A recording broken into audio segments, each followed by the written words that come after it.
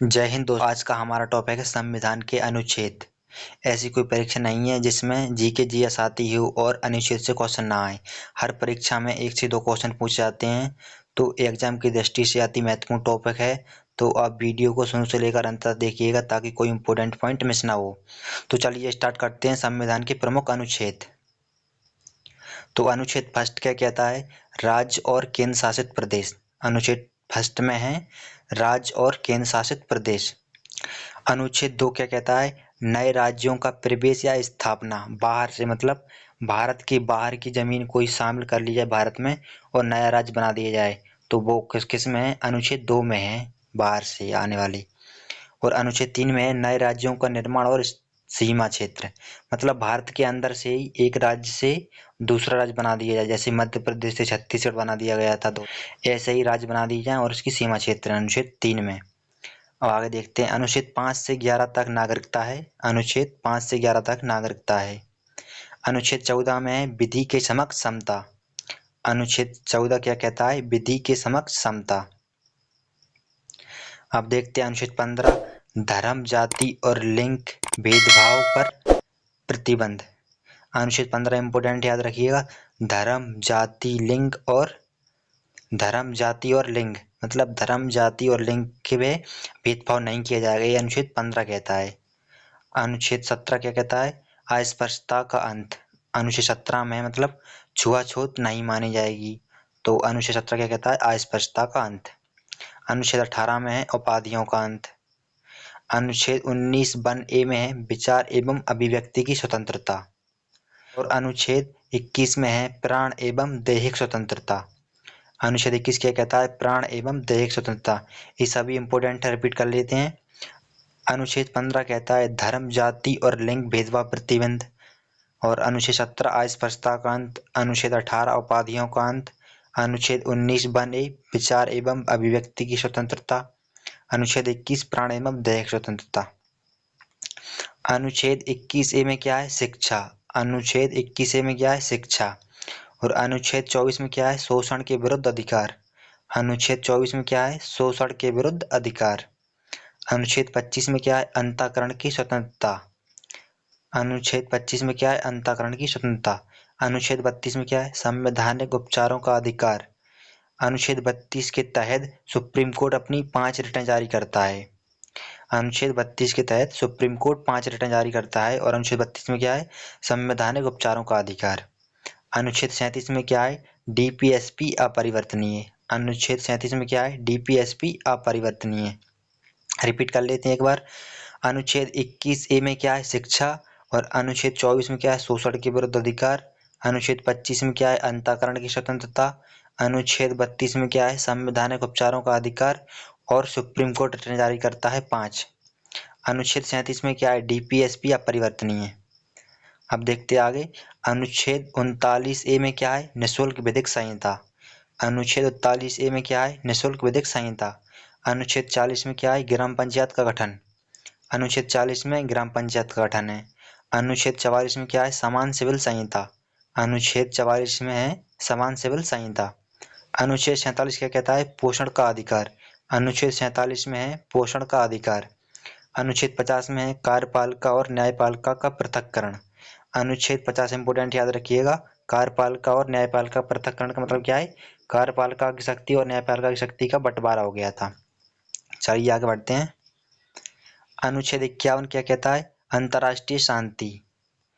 अनुच्छेद 51 में क्या है? मूल कर्तव्य। अनुच्छेद 52 में क्या है? भारत का एक राष्ट्रपति होगा। अनुच्छेद 53 में संघ की कार्यपालिका शक्ति। अनुच्छेद 54 में राष्ट्रपति का निर्वाचन। रिपीट कर लेते हैं। अनुच्छेद 51 में है अंतर्राष्ट्रीय शांति। अनुच्छेद 51 ए में है मूल कर्तव्य। अनुच्छेद 52 में है भारत का राष्ट्रपति। अनुच्छेद 53 में है संघ की कार्यपालिका शक्ति। अनुच्छेद 54 में है राष्ट्रपति का निर्वाचन। अब बढ़ते आगे। अनुच्छेद 55 में है राष्ट्रपति की निर्वाचन विधि। अनुच्छेद 56 में है राष्ट्रपति का कार्यकाल। अनुच्छेद 60 में है राष्ट्रपति की शपथ। अनुच्छेद 61 में है राष्ट्रपति का महाभियोग। और अनुच्छेद 63 में है उपराष्ट्रपति। इंपोर्टेंट रिपीट कर लेते हैं एक बार सभी को। अनुच्छेद 55 में है राष्ट्रपति का निर्वाचन विधि। और अनुच्छेद 56 में है राष्ट्रपति का कार्यकाल। अनुच्छेद 60 में है राष्ट्रपति की शपथ। अनुच्छेद 61 में है राष्ट्रपति का महाभियोग। अनुच्छेद 63 में है उपराष्ट्रपति। आगे बढ़ते हैं। अनुच्छेद 64 में है उपराष्ट्रपति राज्यसभा का पदेन सभापति होगा। अनुच्छेद 64 क्या कहता है? उपराष्ट्रपति राज्यसभा का पदेन सभापति होगा। अनुच्छेद 71 में है राष्ट्रपति उपराष्ट्रपति के चुनाव में विवाद हो जाए तो उसका निर्णय कौन करेगा? सुप्रीम कोर्ट करेगा। अनुच्छेद 71 में है यदि राष्ट्रपति और उपराष्ट्रपति के चुनाव में कोई विवाद हो जाता है तो इसका निपटारा सुप्रीम कोर्ट करेगा। अनुच्छेद 72 में है राष्ट्रपति का क्षमादान। और अनुच्छेद 76 में है महान्यायवादी। रिपीट कर लेते हैं एक बार। अनुच्छेद 64 में है उपराष्ट्रपति राज्यसभा का पदेन सभापति होगा। और अनुच्छेद 71 में है राष्ट्रपति उपराष्ट्रपति चुनाव के विवाद होगा तो उसका निर्णय कौन करेगा? सुप्रीम कोर्ट करेगा। अनुच्छेद 72 में है राष्ट्रपति का क्षमादान। अनुच्छेद 76 में है महान्यायवादी। इस क्लास का पीडीएफ चाहिए हो तो डिस्क्रिप्शन में टेलीग्राम का लिंक है, टेलीग्राम पर जाकर आप इसका पीडीएफ ले सकते हैं। और आपने अभी तक हमारे चैनल को सब्सक्राइब नहीं किया तो सब्सक्राइब करके बेल आइकन ऑन कर लीजिएगा ताकि हम जो भी वीडियो डालें उसका नोटिफिकेशन आप तक पहुंच सके। अनुच्छेद 79 में है संसद। और अनुच्छेद 80 में है राज्यसभा। और अनुच्छेद 81 में है लोकसभा। अब इनकी ट्रिक क्या है? सरला। आपको बस एक सिंगल वर्ड याद रखना है, सरला। अब सरला से मतलब 79, 80 और 81। तो अनुच्छेद 79 में संसद हो जाएगा और 80 में राज्यसभा और 81 में लोकसभा। आपको सा, रा और ला अलग अलग लाइन से याद रखना है तो आपको ये 3 अनुच्छेद याद हो जाएंगे। अब देखते हैं अगला। अनुच्छेद 108 में है संयुक्त बैठक। अनुच्छेद 110 में है धन विधेयक। रिपीट कर लेते हैं। अनुच्छेद 79 में है संसद। और अनुच्छेद 80 में है राज्यसभा। अनुच्छेद 81 में लोकसभा। अनुच्छेद 108 संयुक्त बैठक। और अनुच्छेद 110 में है धन विधेयक। अनुच्छेद 112 में वार्षिक वित्तीय विवरण जिसे हम बजट कहते हैं। संविधान में बजट वर्ड का कोई उल्लेख नहीं है। अनुच्छेद 112 में वार्षिक वित्तीय विवरण के नाम से उल्लेख है। अनुच्छेद 123 में है राष्ट्रपति का अध्यादेश। और अनुच्छेद 124 में है सुप्रीम कोर्ट। अनुच्छेद 129 में है सुप्रीम कोर्ट एक अभिलेख न्यायालय है। और अनुच्छेद 143 में है राष्ट्रपति परामर्श ले सकता है सुप्रीम कोर्ट से और सुप्रीम कोर्ट परामर्श दे सकता है राष्ट्रपति को। ये अनुच्छेद 143 में है। रिपीट कर लेते हैं, अति महत्वपूर्ण अनुच्छेद है। अनुच्छेद 112 में है वार्षिक वित्तीय विवरण। और अनुच्छेद 123 में है राष्ट्रपति का अध्यादेश। अनुच्छेद 124 में है सुप्रीम कोर्ट। अनुच्छेद 129 में है सुप्रीम कोर्ट एक अभिलेख न्यायालय है। और अनुच्छेद 143 में है राष्ट्रपति परामर्श ले सकता है सुप्रीम कोर्ट से और सुप्रीम कोर्ट परामर्श दे सकता है राष्ट्रपति को। अनुच्छेद 148 में है भारत का महालेखा परीक्षक। अनुच्छेद 153 में है राज्यपाल। और अनुच्छेद 161 में है राज्यपाल का क्षमादान। अनुच्छेद 165 में है महाधिवक्ता। अनुच्छेद 213 में है राज्यपाल का अध्यादेश। रिपीट कर लेते हैं। अनुच्छेद 148 में है भारत का महालेखा परीक्षक। अनुच्छेद 153 में है राज्यपाल। और अनुच्छेद 161 में है राज्यपाल का क्षमादान। और अनुच्छेद 165 में है महाधिवक्ता। अनुच्छेद 213 में है राज्यपाल का अध्यादेश। अनुच्छेद 214 में हाई कोर्ट। और अनुच्छेद 124 में क्या था? Supreme court. अनुच्छेद 215 में हाई कोर्ट एक अभिलेख न्यायालय है। और अनुच्छेद 226 में हाई कोर्ट की रिटें और आर्टिकल 32 में सुप्रीम कोर्ट की रिटें थीं। अनुच्छेद 239 ए में है दिल्ली के बारे में दिया गया है। अनुच्छेद 239 ए में दिल्ली के बारे में दिया गया है।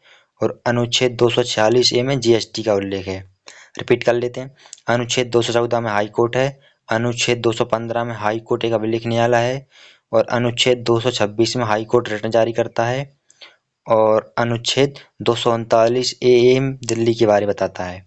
और अनुच्छेद 246 जीएसटी के बारे में बताता है। अनुच्छेद 266 में है संचित निधि। अनुच्छेद 266 में क्या है? संचित निधि। और अनुच्छेद 267 में है आकस्मिक निधि। अनुच्छेद 280 में है वित्तीय आयोग। अनुच्छेद 300 ए में है संपत्ति का अधिकार। अनुच्छेद 315 में है संघ लोक सेवा आयोग जिसे हम यूपीएससी कहते हैं। रिपीट कर लेते हैं, अति महत्वपूर्ण है। अनुच्छेद 266 में है संचय निधि। अनुच्छेद 267 में है आकस्मिक निधि। अनुच्छेद 280 में है वित्तीय आयोग। अनुच्छेद 300A में है संपत्ति का अधिकार। अनुच्छेद 315 में क्या है, यूपीएससी। अब देखते हैं और आगे। अनुच्छेद 224 में है निर्वाचन आयोग। अनुच्छेद 238 में है एनसीएससी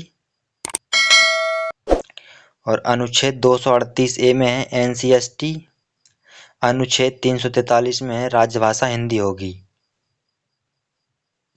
रिपीट कर लेते हैं एक बार।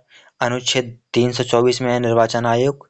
अनुच्छेद 338 में है एनसीएससी और अनुच्छेद 338A में है एनसीएसटी और अनुच्छेद 343 में है राजभाषा हिंदी होगी।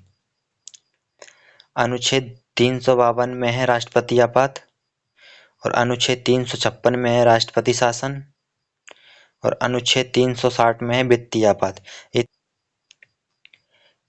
ये तीनों अति महत्वपूर्ण है, पता नहीं कितनी बार एग्जाम में आए हुए हैं, आप इन्हें अच्छे से याद रखिएगा। रिपीट कर लेते हैं एक बार। अनुच्छेद 352 में है राष्ट्रीय आपात। अनुच्छेद 356 में है राष्ट्रपति शासन।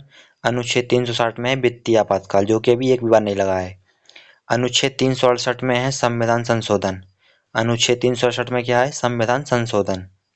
और अनुच्छेद 370 में क्या है, जम्मू कश्मीर, जो कि अब खत्म हो चुका है। और इस क्लास का पीडीएफ चाहिए हो तो डिस्क्रिप्शन में टेलीग्राम का लिंक है, वहाँ से आप इसका पीडीएफ ले सकते हैं। और वीडियो पसंद आया हो तो वीडियो को लाइक करके चैनल को सब्सक्राइब कर लीजिएगा और हो सके तो अपने दोस्तों में भी शेयर कर दीजिएगा ताकि उनकी भी हेल्प हो सके। तो चलिए मिलते हैं नेक्स्ट वीडियो में, तब तक के लिए जय सिया राम।